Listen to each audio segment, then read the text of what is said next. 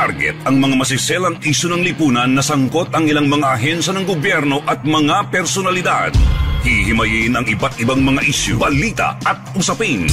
Puntirya ang mga tiwali at ilalantad ang mga mali sa pamahalaan. Walang sasantuhin. Tamaan na ang tamaan. Kung salot ka sa bayan, sapul ka ni Rex Cayano sa Target. On air. Oras hatid sa inyo ng Grand 88 Gaming Corporation. Panatilihing masaya ang paglilibang. Magtakda na oras at limitahan ang gastos sa paglalaro. Huwag magsugal kung nalulungkot. Huwag hayaang makasira ng buhay at pamilya. Para sa impormasyon ukol sa responsible gaming, tumawag lamang sa hotline number 02-8404-0171 o bisitahin ang www.casinofilipino.ph. Isang mensahe mula sa PAGCOR. Gambling is for 21 years old and above only. Keep it fun. Game responsibly. Ito, nangunguna ho, ito hon si CIS, Congressman Erwin Tulfo. Itong survey na ito, mga kaibigan, siguro, ito po yung isinagawa kamakailan o nung last year, ito binabanggit po nating Publishers Association of the Philippines at mukhang nangunguna ho doon na si Congressman Erwin Tulfo. At sumunod po kay Kong Erwin Tulfo, mga kaibigan, yung kaibigan po natin na si Pambansang Kamao, Senador Manny Pacquiao. Alam niyo, nakasama ko to sa isang entry derby. At magka-combine po kami ni Pambansang Kamao, Senador Manny Pacquiao. Kasi kung senador ang pag-uusapan, wala akong katalo-talo ho to. Kasi napakasikip na magiging labanan. Sa midterm election sa darating po na 2025, doon po sa mga aspirante na tatakbo po ng senador. Ito sina Kong Erwin Tulfo, kumbaga ranking na lang ang pinag-uusapan po dito.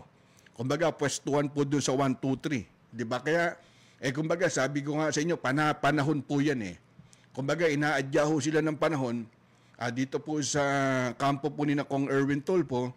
At nanguna po siya doon po sa Publishers Association of the Philippines. Ito po yung PAPI na nagsagawa po ng survey yung mga kaibigan. At pumangalawa po dyan si Senador Manny Pacquiao. At saka ito pong si Sagip Party List Congressman Rodante Marcoleta. Alam niya may programa to. Doon po sa Net25. Doon po sa Radyo Agila. At lagi ko sinusubaybayan yung kanilang tandem po ni Kuya Jenso Barriaga. Yung saganang mamamayan, alam niyo, napakaganda ng mga tinatalakay nila ron. Sa umaga po yung program po nila at minsan po guest co-host po doon ay yung kaibigan natin na si Congressman Rodante Marcoleta. Kasama ho siya. Doon po sa top 3 na inilabas po ng survey yung mga kaibigan. Ito po yung ginawa nung last December 16, 2022, 2023. Kumbaga December 16 hanggang 2022 nung last year. Yan po yung sa hanay po ng mga Federation of Jeepney Operators and Drivers Association. Kumbaga yung PEDUDAP, yun po yung kinausap po nila, pinulsuan ho nila kung sino yung mga kursunada ho nila na tatakbo pong mga senador. Marami ho yung mga transport group. Sumunod po kay Marcoleta, etong si Senador Amy Marcos. Pero may mga usap-usapan dyan sa lungsod ng Maynila. Mukhang umiingay po yung pangalan po ni Amy Marcos. Natatakbo pong mayor dyan po sa Maynila. Makakalaban ho niya si Mayor Lacuna, di ba? Ang problema ho kasi kay Yorme Isko Moreno, mukhang wala na ho siyang plano na tumakbo po sa mataas po na pwesto. Siguro mag-aantay muna siya kung ano ho mangyayari dyan po sa Maynila. At kasunod po doon si Senador Amy Marcos at yung dating Senate President. Ito, walang katalo-talo to kung babalik po to. Ito pong si Tito Sen, si Itbulaga at si Tito Soto, di ba? At si dating Pangulong Rodrigo Digong Duterte. Kasama ho dun sa survey na mga pumasok ng mga aspirante, mga kaibigan na tatakbo pong senador. Napakaaga pa ho para pag-usapan po yan. Pero mind conditioning po yan, yung survey na yan, kumbaga hinahasa na ho yung isip po ng tao, ine-exercise na ho sa madalit salita, para alam na ho nila kung sino ho yung may mga posibilidad na tumakbo sa pagkasenador sa darating po na 2025 midterm election.